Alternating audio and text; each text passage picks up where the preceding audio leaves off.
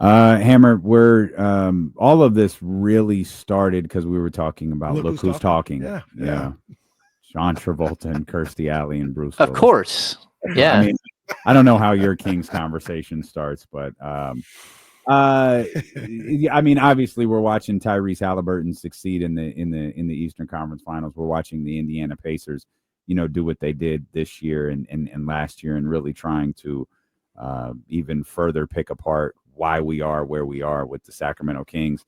And we've talked about De'Aaron at length, and the pairing of De'Aaron and Domas and Hammer. I feel like it always just traces back to the Sacramento Kings make the playoffs.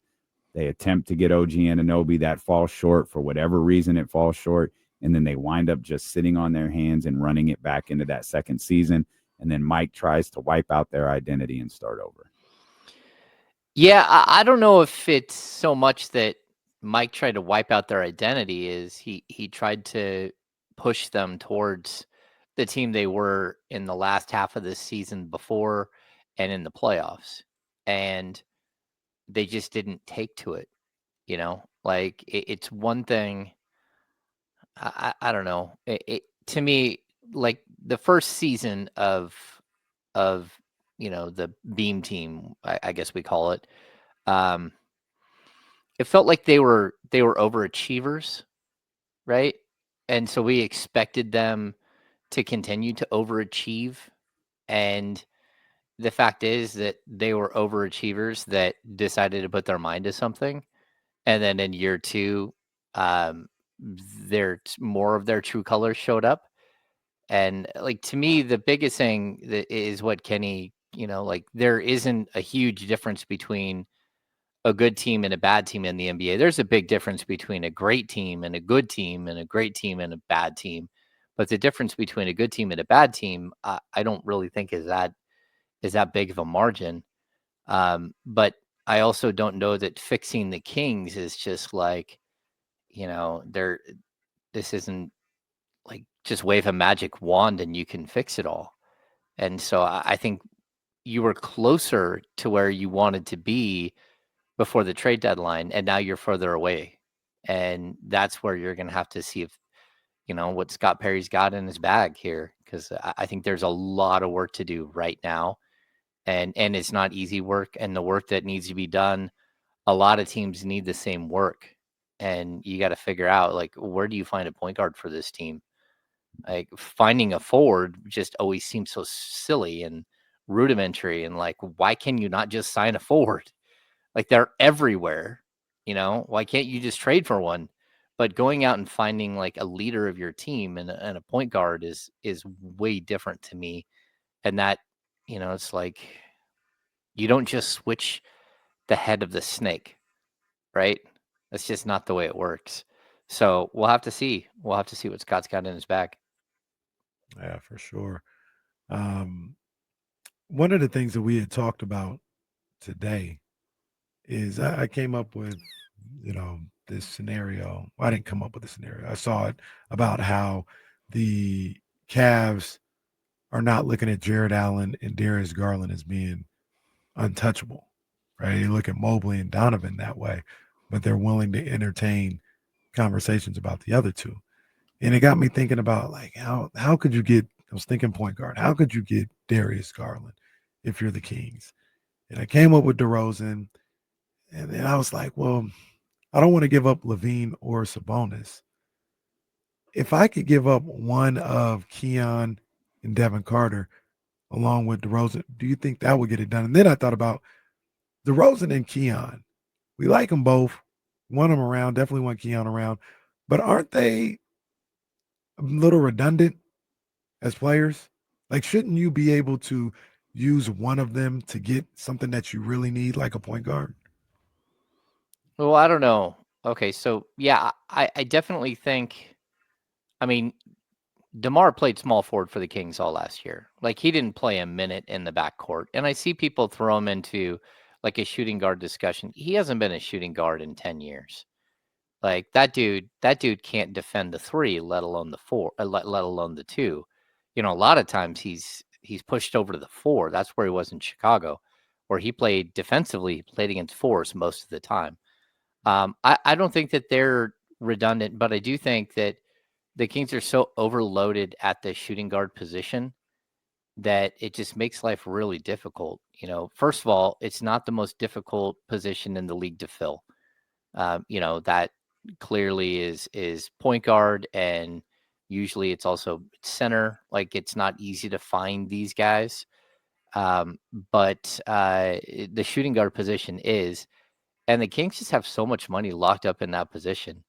We're talking about like $47 million for Levine, another $20 million for Monk. So maybe even like $21 million this year. So we're at $68 million right there. And I don't know if you guys saw, we talked about it earlier on the Insiders with me and Jesse. Kevin Pelton put Keon Ellis as the 10th like best free agent this offseason. 10th. And so that means you're probably gonna have to pay him 10. You're probably gonna have to pay him 12 million. So all of a sudden we're at like 80 million at one position.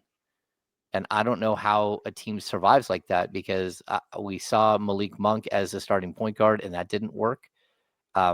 We saw, Keon Ellis as a starting shooting guard, and that worked.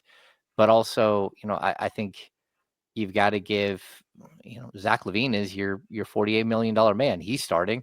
So I don't know how to improve the team as of right now, because, you could play all three of those guys and just go 1, 2, and 3 with them. But then you're going to have to add a bunch of depth. And I still don't think that Malik Monk is a true point guard. So that's where like this quandary comes with this team. How do you fix it? How do you fix it moving forward? And, I know, Kenny, you love LaVine, but like my only answer would be, can LaVine play the 3?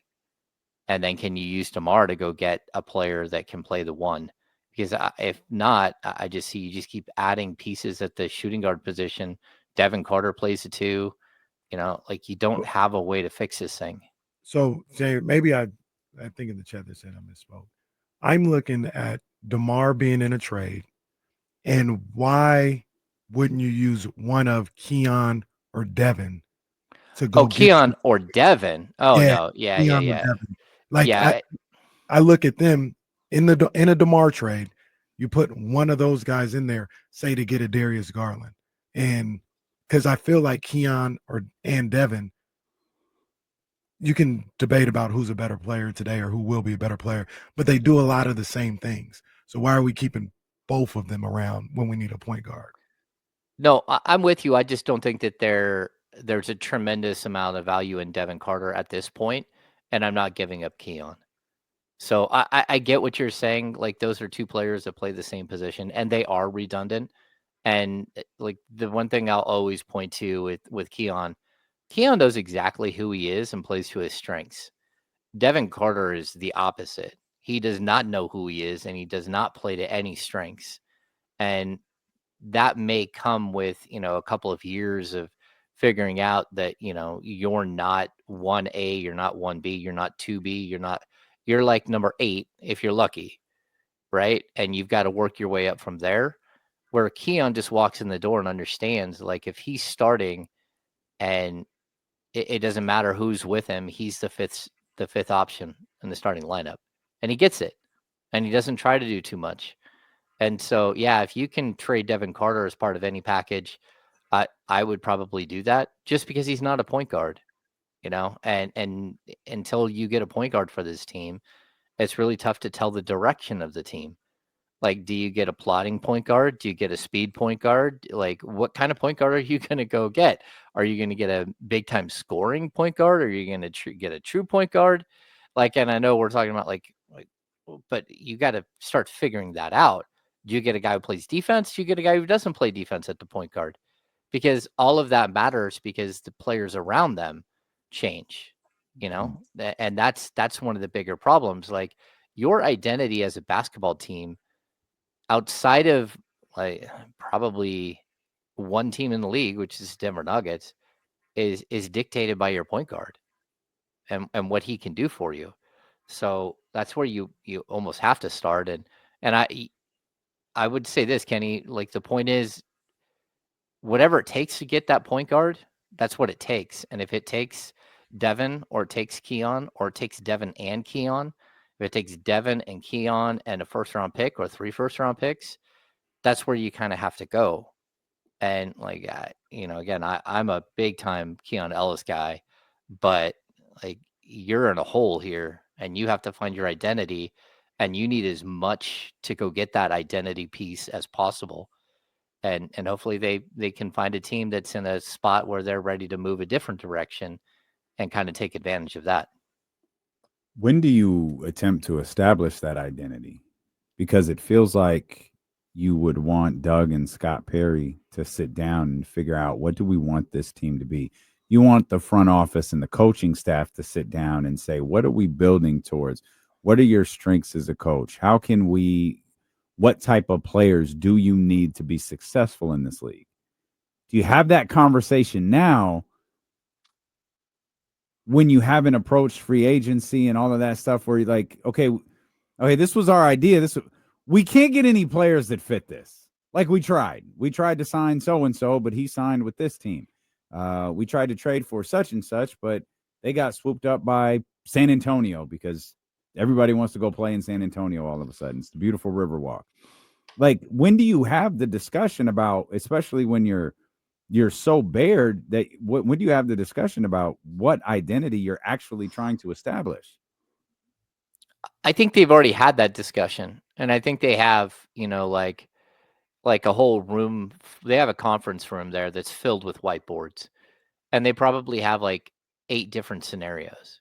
Like, this is, if we're able to add player X, this is the other players that we need to add to go with them. I don't think, like, at Doug as a player and as a person, I think he's pretty straightforward. Like, he would like defensive minded players, that multi-positional players, guys that can shoot. It doesn't have to be like the cream of the crop, but you do have to have really good players in order to, to make it to the Eastern Conference, Western Conference finals, like we're seeing these teams right now. So like, I think the conversation started as soon as Scott walked in the door.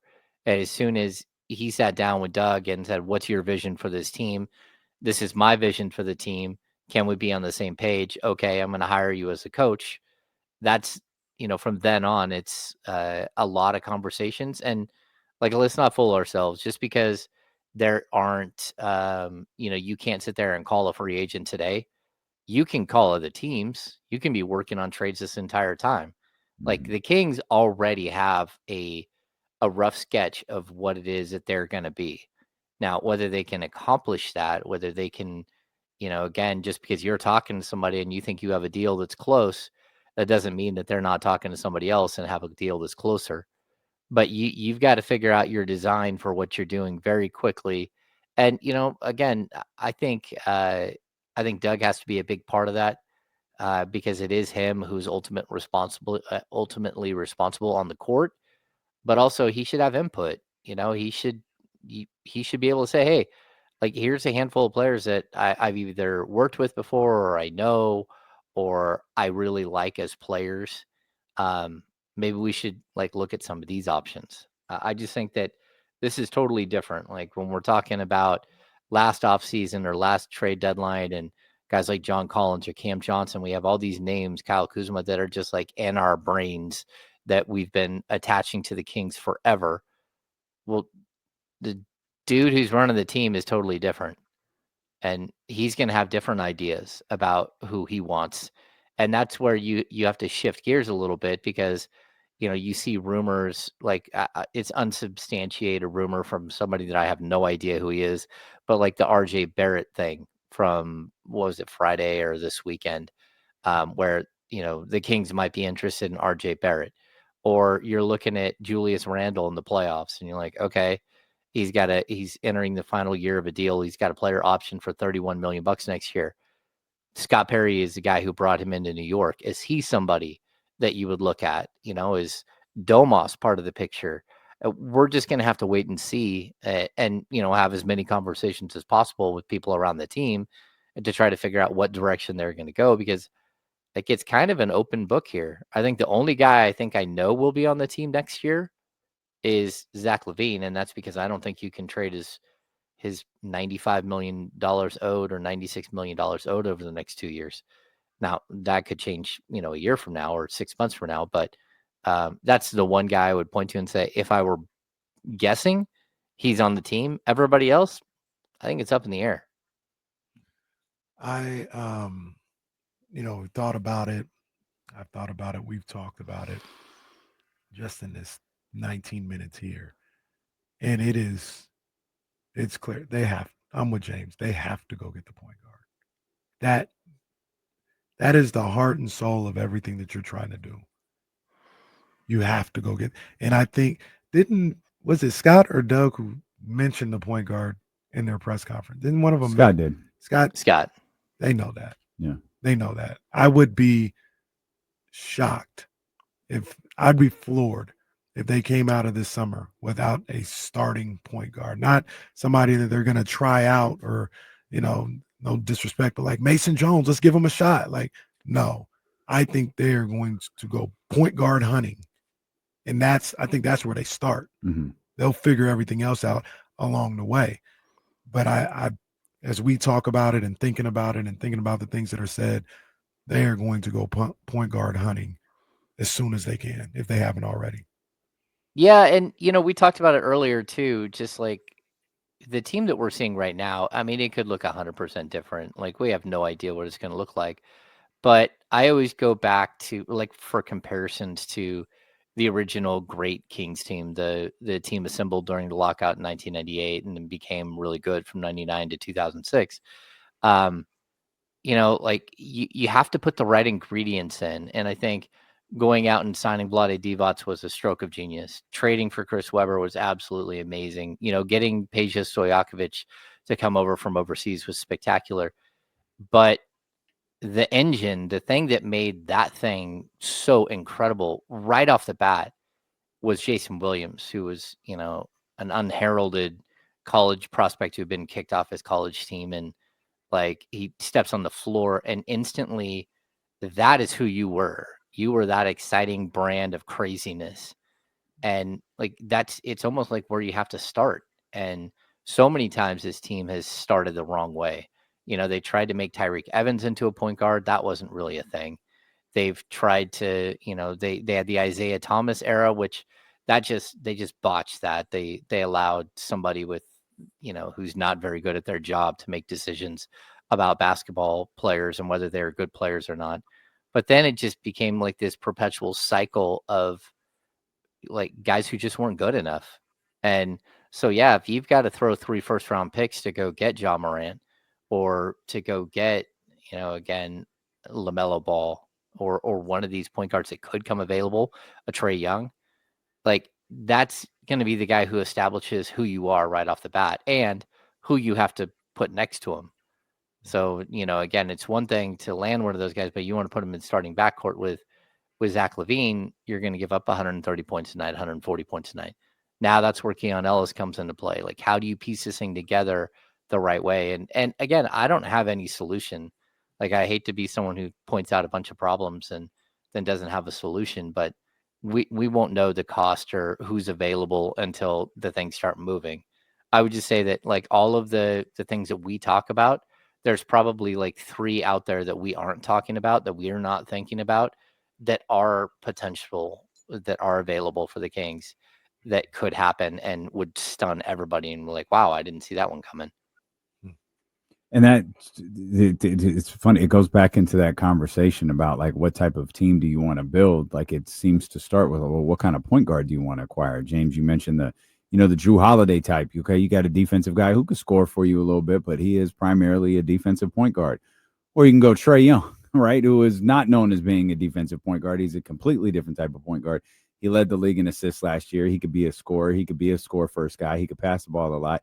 And it seems like whatever conversation Scott Perry and Doug may have had, they both have to be willing to adjust on the fly. With like, okay, I know this is what we talked about, when I got here back in, April, but we're going to make we were able to land, this player who plays this way and this player who plays this way. We're going to have to adjust our thinking, and we'll try to build, we've got some scoring guys here. We'll try to get you some smaller defensive pieces to help fill out this roster, but we were able to, acquire guys, if this was a draft board, we had them graded really high. They come in here and maybe they play a little bit different of a style than we thought, but we could get them going with Domas and the guys that are here. It seems like Scott Perry and Doug Christie are probably going to have to adjust a lot over the course of the next 3 months based on what that front office is actually able to pull off. No, I totally agree. And even Damian, like, you're not able to, like, this is who I am offensively. You cannot say that until you know who you've got. It's one thing to say, hey, we want to run the ball. We want to run the ball. Well, if Corey Joseph is the only point guard you can get, you're not running the ball. I hate to tell you, like, you've got to look at this and like find pieces. But you also have to be, adaptable. And I think that's the one good thing about Doug. He doesn't have like years of established, like, this is who we are. Like, if he wants to run the Princeton offense, okay, that's great. Now you need to go find more passers. Like, you got one of them. You got, the equivalent of probably Chris Webber as far as a passer. Now you need to go find the Vlade Divac. Like that.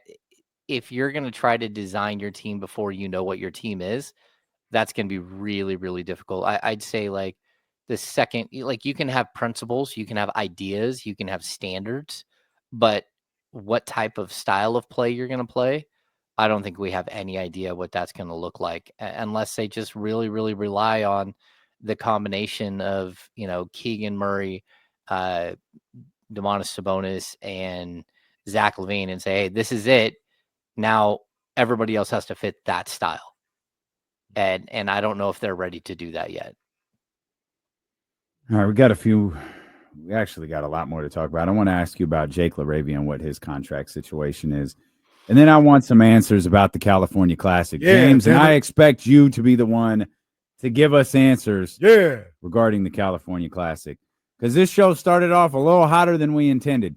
Cooled down quickly, but started off a little hotter than we intended talking about the California Classic. So we'll dive into all of that. It's James Ham, our insider from the Insiders here. We're dealing with KC on Sacramento Sports Leader, ESPN 1320. Clear. What's up, James? What's happening? That's the NFL. Who is that guy? Isn't that the NFL Network guy? Yeah. Oh, yeah.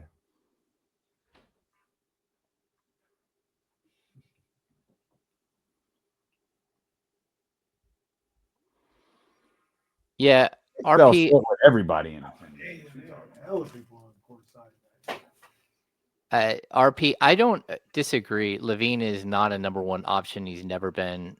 He's miscast as a player. But he's gonna be one of your top scoring options. Like, he can't be your best player at all.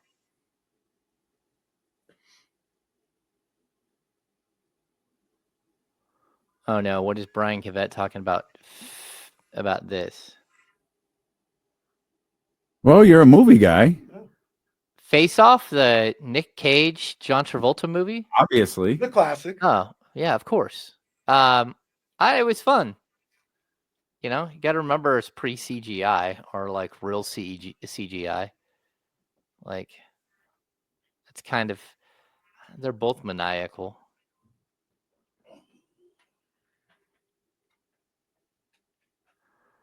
Yeah, Russ Dog, it's too late in Zach LaVine's career to make him a point guard. Well, last time we'll see this guy this year. Anthony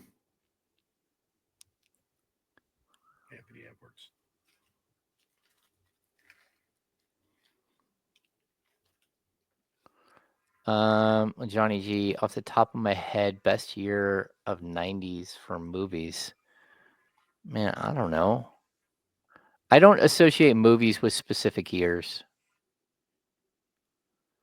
But I did work at a video store in, I want to say 94, the entirety of 1994. I worked at a video store. So that was a good year. I think movies that came out on video, like The Firm, that was right after Jurassic Park. I don't know. It's a long time ago. Raising Arizona is amazing. Are we now going through the best Nicolas Cage movies? No, that was last week. Oh, No, we just broke down like the great years in movies. And Hollywood was just on fire from like 88 to 98. Like feels like that was the golden era of cinema. Someone said, what video store did I work at? I worked at a video store called Video Stop in Cedar Ridge. It was a small independent. It was run by, it was owned by this woman, and her son was my manager. And still to this day, the worst boss I've ever had. She was horrible. R.I.P. But she was not a good boss. Shout out Hollywood Video. I know Casey don't know nothing about that. Crazy. Hollywood Video right there on Florin, bro. You were a Blockbuster guy, huh? You were a Blockbuster guy. Right on what? Blockbuster was better, but Hollywood did its thing. Hollywood did its thing. Don't do that. Map 1, we did not have an adult section. Because you asked. Yeah. Actually, I almost bought a video store when I was young. That would have been a mistake.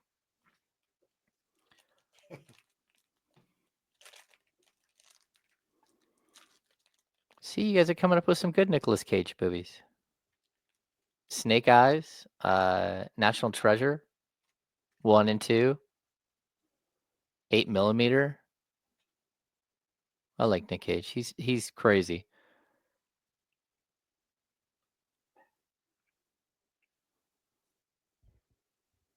John Bull, I remember when Netflix used to deliver the DVDs to the house and everything. See, when I worked at video store way before DVDs or Blu-rays. So you yell at people for not rewinding their movies. I didn't really care. I just sat there and used a rewinder, but other people. We're coming back, Hammer.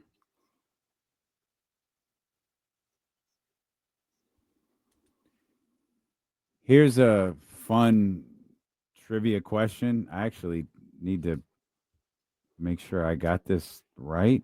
Yes, I do. Okay. Does anybody remember?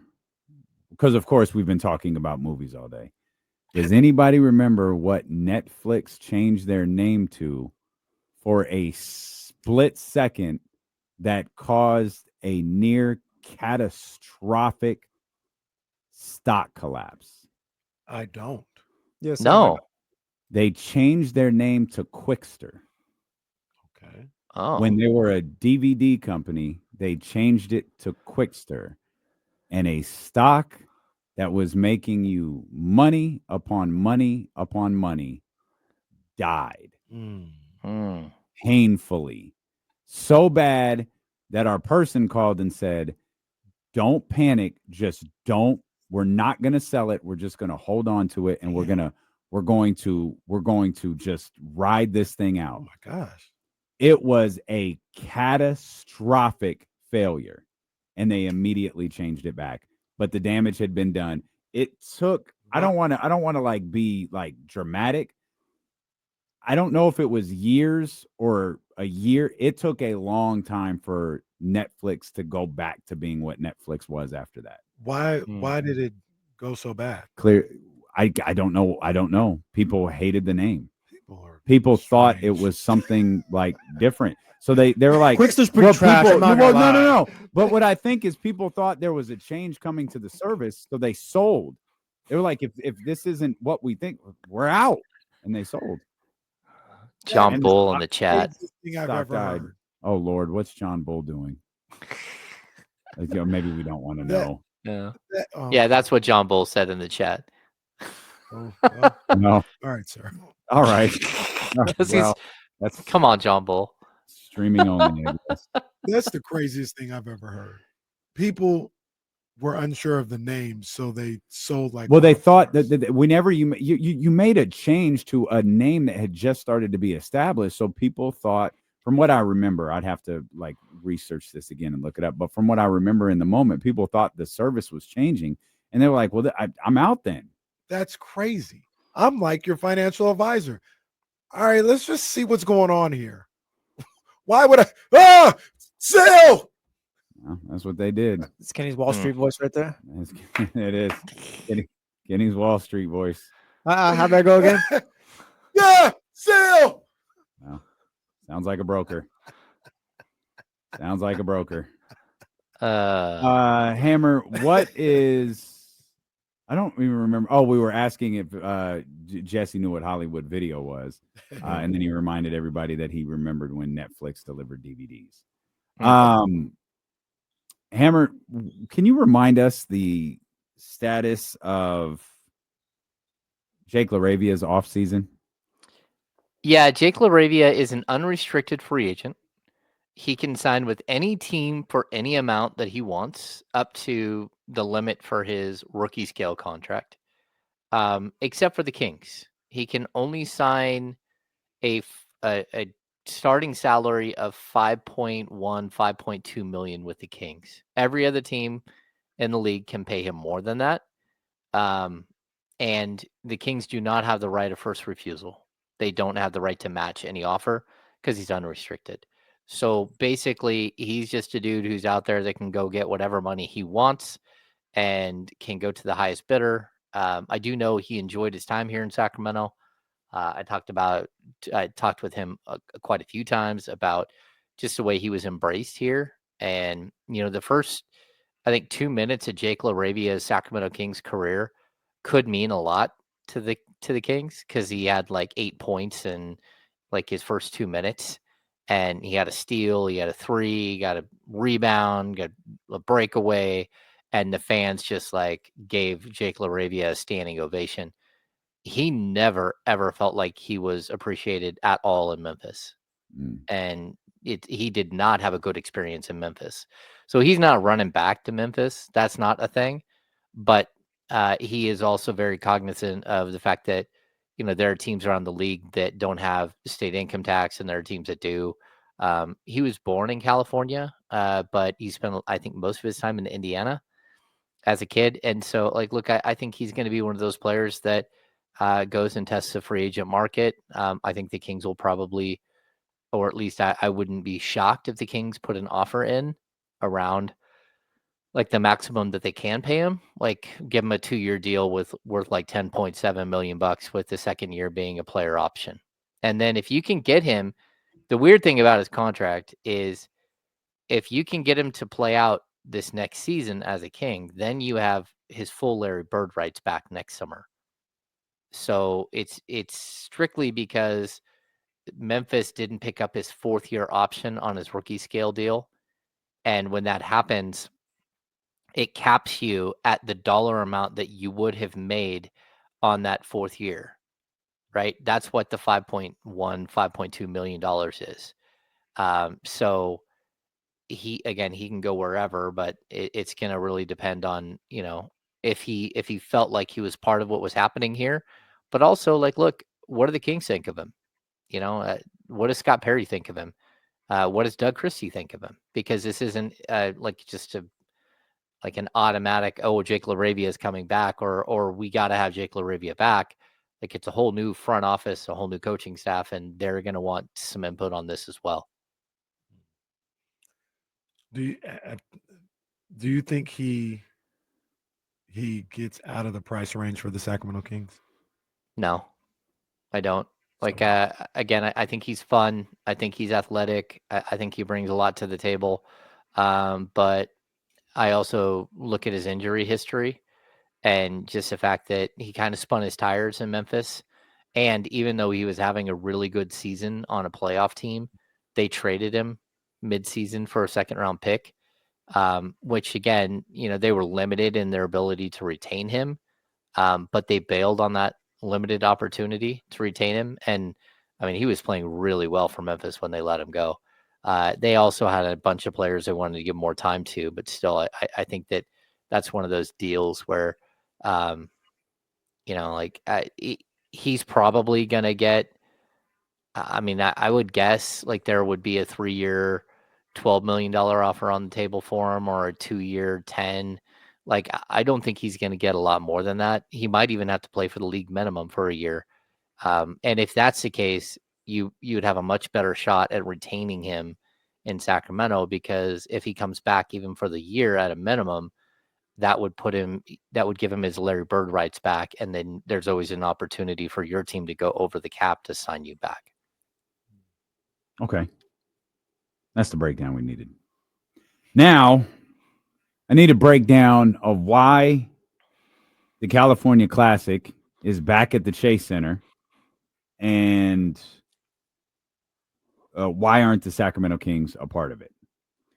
Yeah, it's kind of an interesting situation. So, we saw it this morning. The Golden State Warriors came out with like the schedule, right, for who's going to be there, and the Kings aren't on it.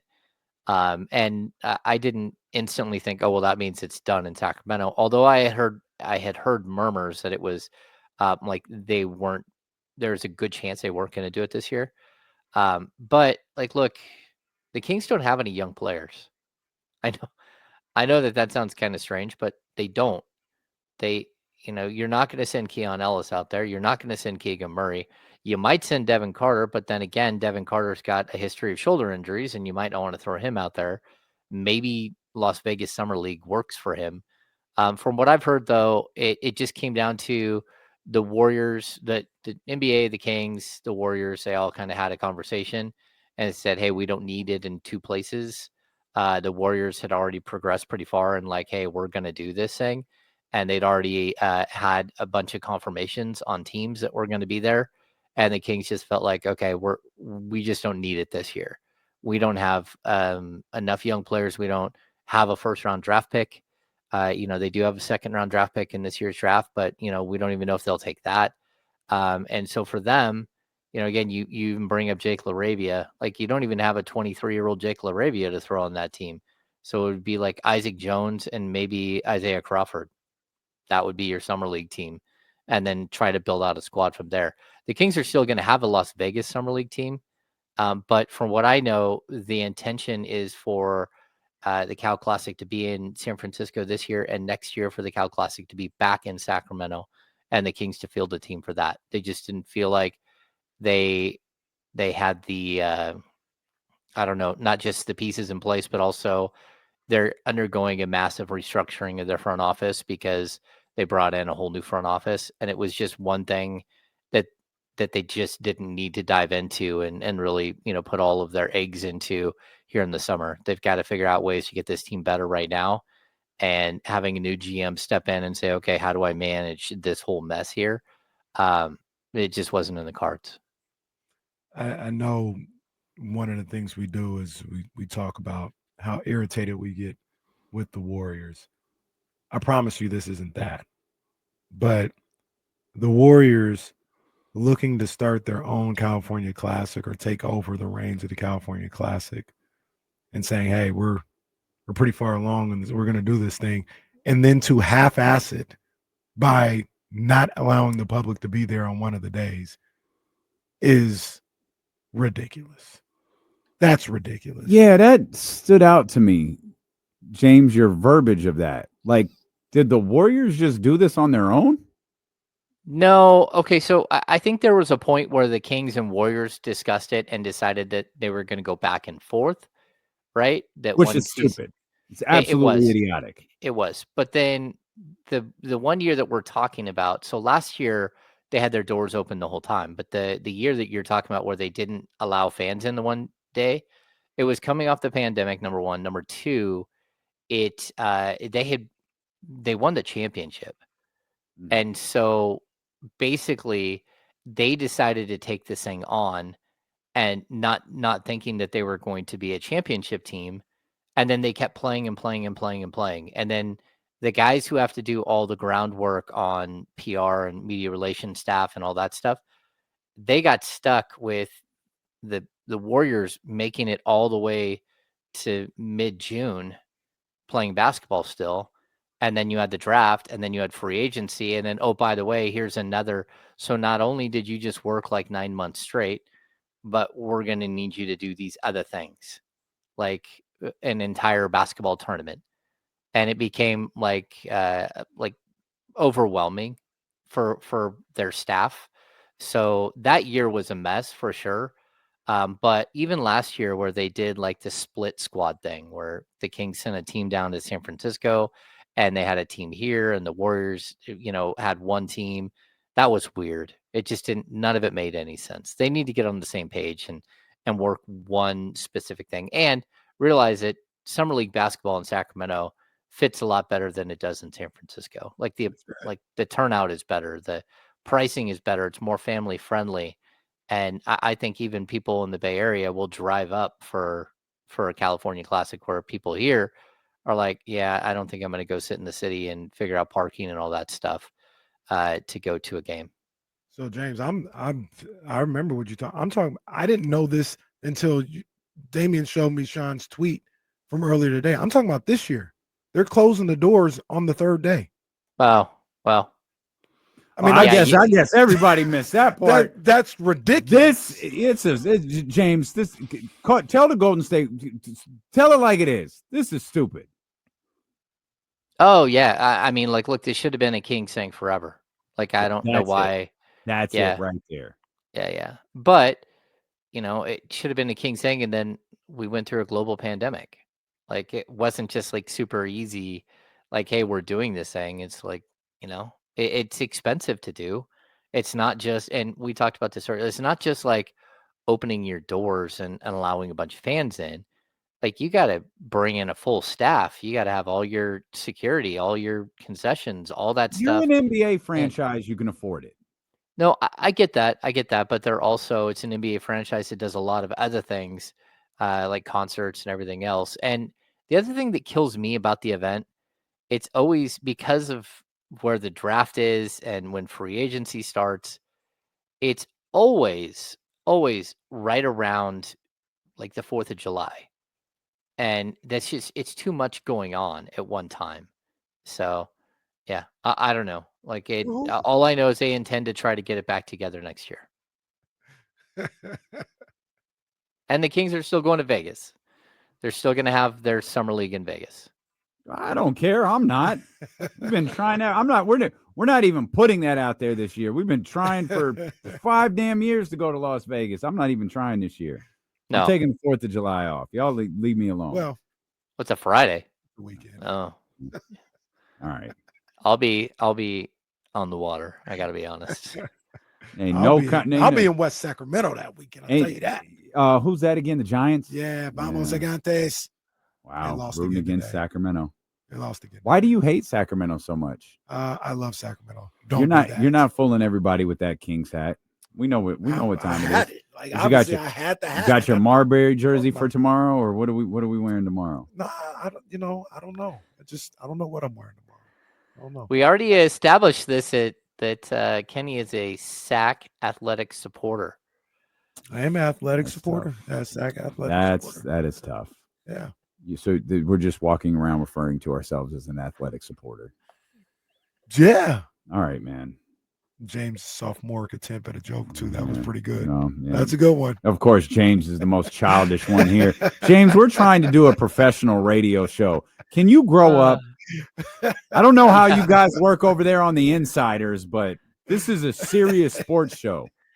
Yep. I just remember that time we were talking about San Antonio. We did not talk very much about the River Walk. We talked about what else it's known for, and it wasn't the Alamo. No, I don't know. Was that what remember? Yeah, it was you. You guys were discussing it. I wasn't. I was just sitting here laughing. What else is San Antonio known for? You got some tacos. Oh yeah. No, yeah. That's some special tacos over there. Yeah, James, what are those tacos called, James? Oh, I'm not saying what those tacos are called. You guys go ahead and just talk about it amongst yourselves. I don't get it either. I'm scared to look. Is that a term for something? First thing. What? Oh. Look, we can just move on. I'm just so confused. Like, it's just a taco, right? As far as I know, it's just a taco. All right. Let me type Urban Dictionary. Let's see if there. No. Urban Dictionary. Yep. Never mind. Yep. Close that. Got it. What do you got there? Nope. Nope. Work computer. Nope. Nope, I didn't know that. So let's just keep it moving. Yeah, I So- hadn't heard That I I don't know what culture refers to as that, Yeah. but it I is don't not know if it's the mine. urban. Oh no. It is not. I have not heard one rapper use that term. I never. Well, This is news to me. maybe it'll be on Drake's next album. I don't really know. Wow. James, Nope. Man. James, do you enjoy watching Tyrese and the Pacers, or does it sting you a little bit? No, I fully enjoy it. Like look, you make trades, and Tyrese was a joy to have around. He was a joy to have around during like one of the darkest times in Kings history. You know, it wasn't just that the losing, but it was the pandemic, and I I think for most of his time here, he didn't even get to see fans in the stands. His first year was Mm, like no fans in the stands. And, like losing by 45 when there's no fans and then having to go talk to media, that wasn't fun. But I found him engaging and cool. And like his witty banter with Brendan Nunez was fun. Like there was so much to Ty that right away you understood that he got it. And I was looking forward to an era where we got to cover Ty on a daily basis. But I look at the trade, and as somebody who covered uh, like 12 straight years of losing basketball, it was fun to see Sabonis lead that team to the playoffs in the first year. And again, you gave up a couple of years in age and all that stuff, but the reason why the Kings are where they are today is not because of that trade. The reason they are where they are today is because they built something and then they didn't stick to the plan and they didn't keep building and they let it die on the vine. And that's on them. That's on Bonnie and Wes. It has nothing to do with Domantas Sabonis as a player. I still think he's a phenomenal player. I do enjoy watching Ty become an NBA superstar because that's what's happening like right in front of us. But like, let's be honest. Does that happen in Sacramento? Maybe, maybe not. Like, do they ever put the team around him in Sacramento that would help him find success? Do they ever keep building around him? Do they have the player development? Would they stick to a coach and allow that coach to, really build a system?